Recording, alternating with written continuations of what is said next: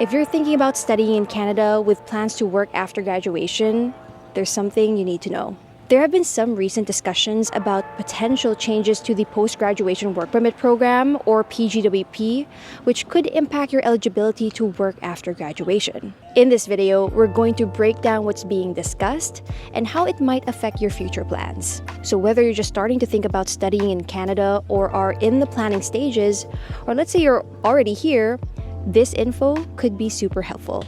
So without further ado, let's dive right into the latest proposed potential changes to the post-graduation work permit. That was a lot of P's.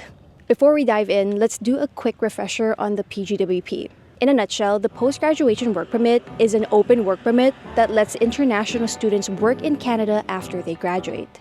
And depending on the length of your study program, you could work in Canada for up to 3 years. Now, what makes the PGWP program so attractive? Well, if you think about it, very few countries offer foreign nationals the opportunity to work full-time after completing their studies. This means you're not only receiving a high-quality education, but you're also applying your knowledge directly in the workforce after graduation. Plus, you'll start to recoup some of that hefty tuition cost. Moreover, gaining Canadian work experience can be crucial for obtaining permanent residency, as it enhances your profile in the express entry system and other immigration pathways. This unique combination of studying, working, and potentially settling in Canada can be a significant advantage for those looking to establish a long-term future in this country. All right, moving on, let's talk about the survey. So recently, Immigration Minister Marc Miller's department sent out a survey to colleges and universities across Canada. The survey included a total of 8 questions, all aimed at finding a balance between supporting international students and meeting Canada's economic and job market demands. Now, I want to emphasize that these are just questions at this point, so nothing has been officially decided or confirmed by IRCC. However, the fact that these discussions are happening suggests that significant changes to PGWP eligibility might be on the horizon. Now, as I was going through the survey questions, I noticed that they were a bit confusing or convoluted in how the questions were structured. So what we're going to do is simplify things a bit. I'll show you the original question, rephrase it in simpler terms, and then share my thoughts on what these potential changes could mean for you. All right, let's break down the first question from the survey. So here's the original question. If the permit eligibility were restricted based solely on occupations in shortage and corresponding programs of study, which occupations should be included based on the needs in your area? Wow, that was a mouthful. Now, I know that sounds a bit complicated, so let's simplify it. My version is, what if the PGWP was only available for jobs that are in high demand in your specific region? Which jobs would qualify? And what study programs should students focus on to be eligible for the PGWP in these in-demand jobs? So what does this mean? Well, your eligibility for the PGWP might depend more on the labor market needs in your region. It could also mean that certain provinces or territories in Canada might give preference to those who are studying fields in demand in their province. So this potential change could influence everything from the study program you choose to the location of your school. Moving on, this is the second question. What, if any, cohorts should be exempted from these changes, such as Francophone students or graduate degree programs or others? Let's simplify that a bit. So are there any groups of students who should be exempt from these changes? For example, should Francophone students, students in graduate degree programs, or other groups be exempt? So what does this mean for you? Well, if you fall into one of these groups, such as being a French-speaking student or pursuing a graduate degree, you might be exempted from meeting the proposed PGWP eligibility requirement.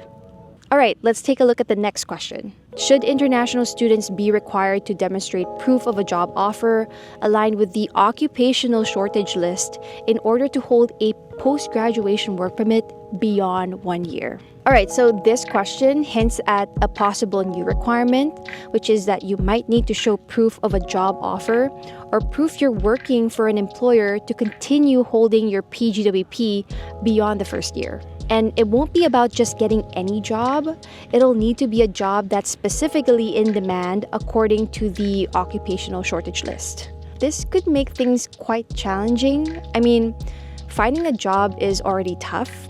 Finding a job in your field is tougher, but if this becomes a requirement, it could force you to take a job just to meet the immigration criteria. It also leaves you vulnerable to potential exploitation by employers who know you need the job to stay longer in Canada. And yeah, this kind of policy just puts you in a tough spot. This just goes to show that it's more important than ever to be strategic, establishing connections that could help you secure a job even before you graduate. Next question, should any other eligibility criteria, like language, provincial support, etc., apart from a job offer, be applied to PGWP holders seeking to extend their permit past 1 year? This question is essentially asking if there should be more hurdles for international students to jump over to extend their PGWP beyond the first year. And it's not just about having a job anymore. They're considering whether you should also meet other criteria like demonstrating language skills or having backing from a specific province. I don't like this as it adds another layer of difficulty and could make it harder for international students to qualify for an extension, especially if you're already balancing the challenges of finding a job and adapting to life in a new country. Most students already in Canada have met the language requirements when they applied for their school admission and study permit. So why would they need to prove it again a few years later? I don't know, it just feels redundant and unnecessary. All right, we're halfway through. Let's move on to the fifth question. What is your view of applying these labor market-based changes to PGWP eligibility to all graduates upon announcement this year, rather than grandfathering students who are already studying in Canada at the time of implementation? Simply put, should these new rules apply to new students and also students who are already studying in Canada? I don't know. I mean, this is kind of to me, if the government decides to apply these changes to all students, it could put current students, again, in a really tough spot. New students have the advantage. They can plan ahead, choose their programs wisely, and research which fields are in high demand. But for those of you who are already studying in Canada, you don't have that flexibility. You're already committed to your program, and if these new rules suddenly apply to you, it's almost like being blindsided because you didn't have a chance to adjust your plans based on these new requirements. Next question. How often should the occupational shortage list be revised? And at what point thereafter should it be applied to students whose study is underway? My version. How often should the list of jobs in shortage be updated? And once it's updated, when should these changes start affecting students who are already in the middle of their studies? So what does this mean for you? Well, if the list of in-demand jobs is updated frequently, and those updates are applied right away, it could mean that the program you're studying might suddenly not align with the current labor market needs. It also creates a situation where you feel like you're constantly having to play catch-up, trying to align your studies with a moving target. This adds a lot of pressure, especially if you're already halfway through your program and find out that the job market needs have shifted away from your field of study. Next question. Do changes to the PGWP being explored align with the profile of candidates you'd like to remain working in your jurisdictions in the long term?